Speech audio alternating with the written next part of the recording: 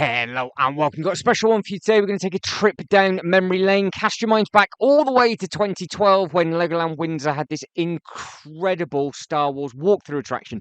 So we've got a couple of photos to warm everything up with, and let me get the introduction out of the way and basically explain, as we have a quick look at the entrance with the Falcon, the Falcon's back end, and then the front end as well, is that the video footage was filmed in 2012. So it's going to be a little bit grainy, but I have done my best to brighten it up in places, and I've slowed the whole video down. So this is a proper trip down memory lane for me, because like I said, I think this was the first ever time I had walked through this attraction back in 2012. Some of the photos I do believe are from 2014, and then I was there for the very, very last day of this attraction. I think it was either 2017 or 2018, before they had to close the attraction down due to Disney taking over Star Wars and blah, blah, blah, blah, blah.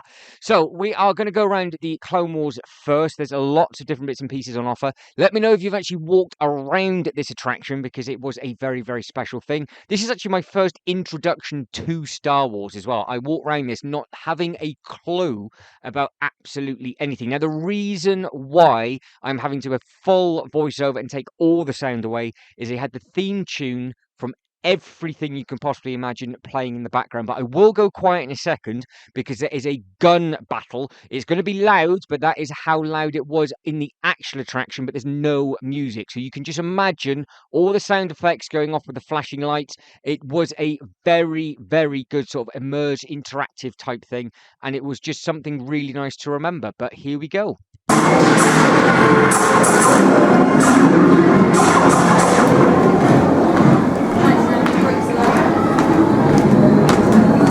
So that was that, and then the music kicks back in again. But you can just imagine what that was like to walk around and hearing all of that, and then you got all the lightsabers battling around. If I do remember rightly as well, they did then actually turn the lights up, I think, so you could have more of a peaceful walkthrough. That's what they're kind of doing now anyway. But if I remember rightly, they did do that kind of thing at this attraction. Now, I do believe now that this is actually offices.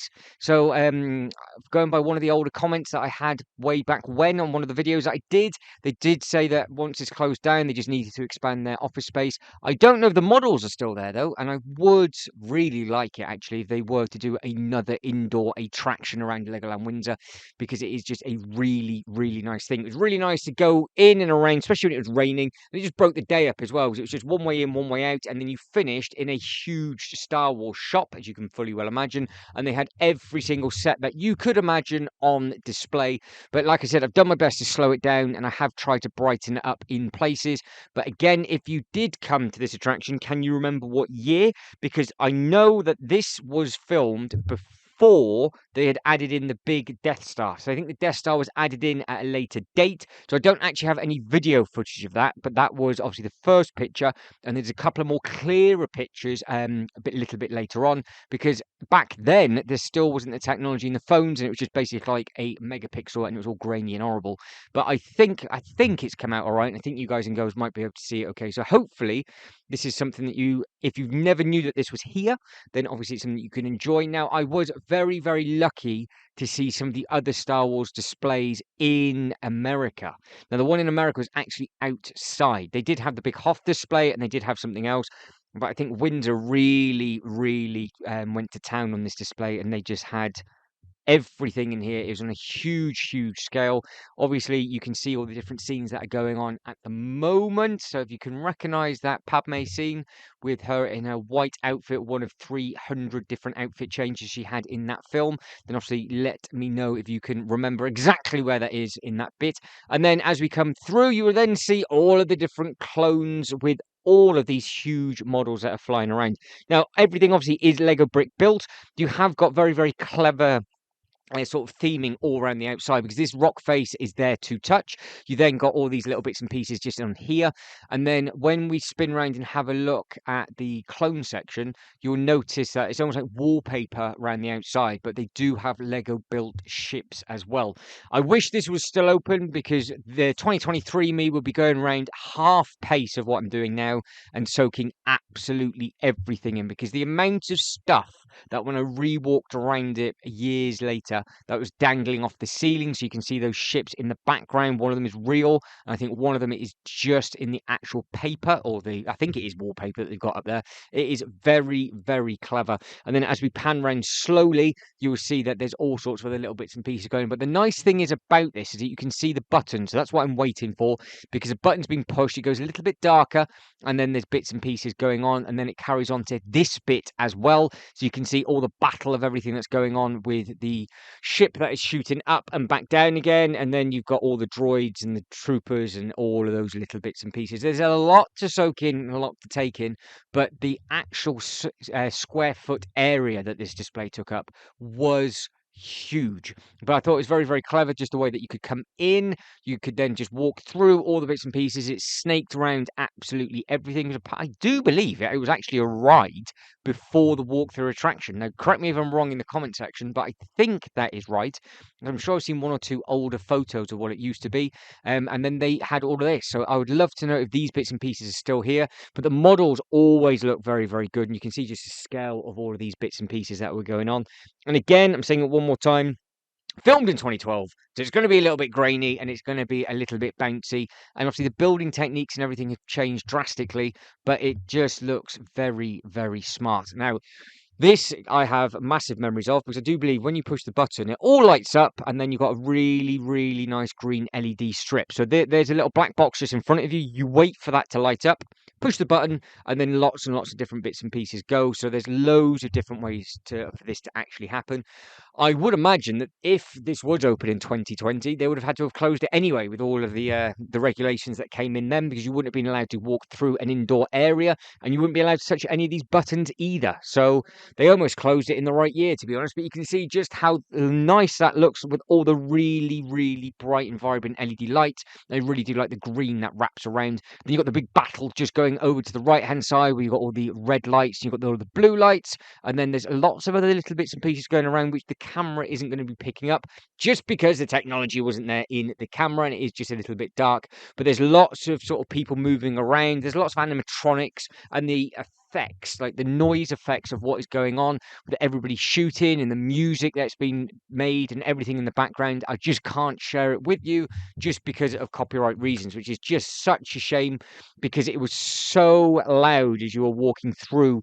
It just echoed about, and you can just hear, like I said before, all of the lightsabers going off, and you can just imagine what this battle would have sounded like when you were there. Now, I am here for a while, because it is quite a lot to soak in. You can see as it gets a little bit brighter, you can see all the different bits and pieces that are on the ground. So it's just trying to see everything and soak everything in. Now, if you know what battle that is and what part of the film that is from, or any of the vehicles, then again, let me know in the comment section below, because at the time of this being filmed, every single one of these sets, I think, were available to buy, including that massive thing there with the 8-wheel drive at the back. That is a cool looking thing. So I do remember that vividly from walking around that attraction. Like I said, just casting my mind back all the way back to 2012, walking around this for the first ever time, not having a clue what any of this is. Jay's Toy Collection UK would have been appalled if I had walked around with him and not known anything. And then we have the famous lava scene. So you can see you got R2-D2 and C-3PO up at the top, and then as we come down a little bit, you can see that there is a little bit of a battle that's going on with all the volcano and everything down there. And again, the paintwork that is on the floor, and how you change from area to area. Then you've got all the different lighting and all the different effects. It really was a very special atmosphere and environment to be in, and it just worked so, so well. Even if you weren't into Star Wars as such, like I said, it was the first ever time that I walked through it. There was just a lot to soak in and a lot to see. Now, there was a long sort of snaking little walkway that you walk around, and then you got to the next scene. Now, the next scene is all about Tatooine and this unbelievable Falcon that is flying off. Obviously, this is a very, very famous scene. Every time I look at this, it reminds me of the UCS Falcon. And I am still thinking to myself, do I regret selling it? I don't know, because every time I look at this, because it's on such a large scale, The bigger scale reminds me of this perfectly, but I don't think it works well with the little Cantina. So I think you need a smaller ship. Anyway, getting sidetracked and talking about the Cantina, we're looking at the battle, so you can see. Just imagine again all the sound effects, all the noises, and everything that is going on with the music and everything in the background.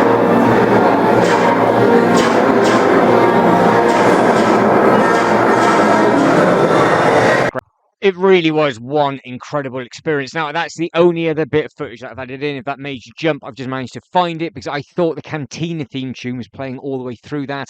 And luckily it wasn't, because that is on a push button. So we managed to catch the very, very end, because obviously when it lands, you can see all the sound effects. No, I say, sorry, all the blast effects and everything stop. And then it all sort of calms down, and then you just keep hitting it on repeat. So I think it's supposed to work in either alternate, where you can push this button or you can push the sort of the Cantina band playing. Now, in the background, if you notice, there are people sort of, obviously everybody's taking photos of this, but there is a little walkway round. Now, that little walkway round is pretty cool, because you can crawl underneath and then actually get in the middle, right by the Cantina, and get close to the Cantina band. So it actually allows you to get into the middle of the display. And yes, that is an absolutely massive Hoth display in the room next door, but you did have all these massive windows that you can have a look at everything. And you've got the huge AT-AT at the back. That does look very, very smart indeed. Now, we are going to be having a look from this side. That is where the Cantina is, and that is a band. We are waiting for the people to move, and you can see that the blue lights just come back up on the Falcon, and then up it goes, and it carries on. So you can see just the size of the rooms. Each one of these rooms are very, very big. You can get like almost 2, maybe 3 double push chairs side by side with regards to width. So it's really simple to sort of walk around. If I remember rightly, this has also had good wheelchair access, but you came in on a different way if needed, because I think there was a couple of stairs and it sort of snaked around. But you can see all the other bits and pieces from Tatooine, and if you pay attention in the background, that's the bit where you can actually crawl up. So you can see the plexiglass dome. There's 2 of those that you can actually stick your head through, and then you can have a good look at everything that's going on. But that is the push button for the Cantina music, and then there is other music that plays with this, which is obviously for the Hoth. And then when the Falcon takes off, there is the Star Wars theme tune for that before the blast effects happen.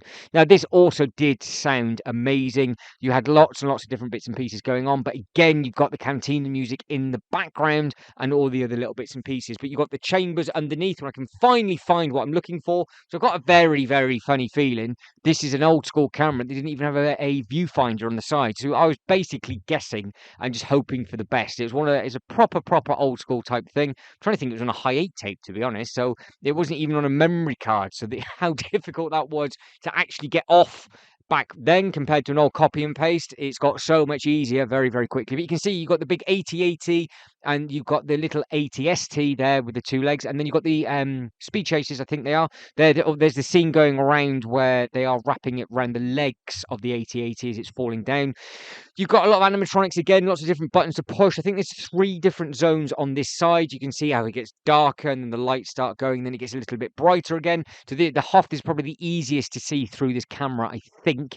And then as we come through, you can see you've got all the different buttons at the front, and then right behind us, you've got some different animatronics or sound effects that you could just push the buttons for. Now, from here, you will then carry on walking to the next segment. This next segment is also another good size. There's lots of different bits and pieces going on. And then in 2012, or it was in 2012 when this was filmed, that's where the attraction finished. But when they opened up with the unbelievable Death Star, which we will be taking a look at through the photos, that thing was incredible.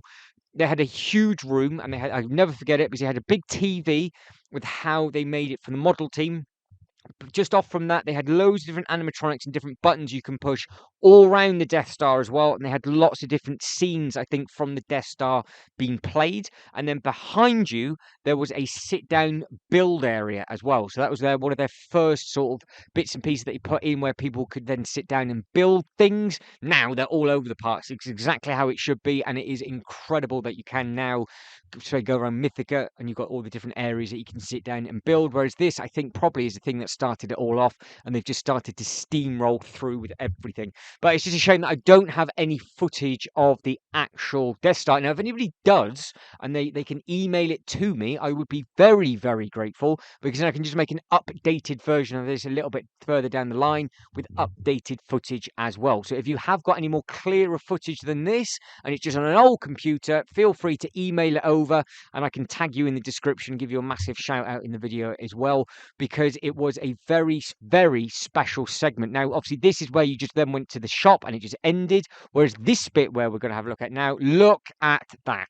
So as you push the button, it changed. You can see then it lights up and it just shoots off. Underneath it is where you've got all of the different build bits. There's a lot going on with this. Now, this then takes you into what is the imagination center with the staircase up top, and then that's where the shop was. Now I've just backtracked and found some more photos, and then you had all of these models as you were walking out towards the shop itself. So again, feel free to pause on any of these. These are the more modern photos that I took. That's why these are a little bit clearer. I think this was taken on the last day. I just took a load of photos instead of filming everything, which is a little bit stupid. I should have just filmed the whole thing, but I just basically took photos of everything instead. But guys, that is it. The trip down memory lane is done.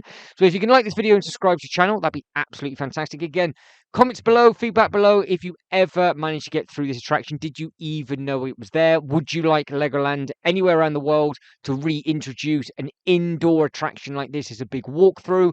I miss it greatly, but then at the same time, everything has to move on, and it is always for the better. But if you can like this video and subscribe to the channel, that'd be absolutely fantastic. But as always, thank you very much for watching. You lot take care, and I'll see you in the next one. Ta-da.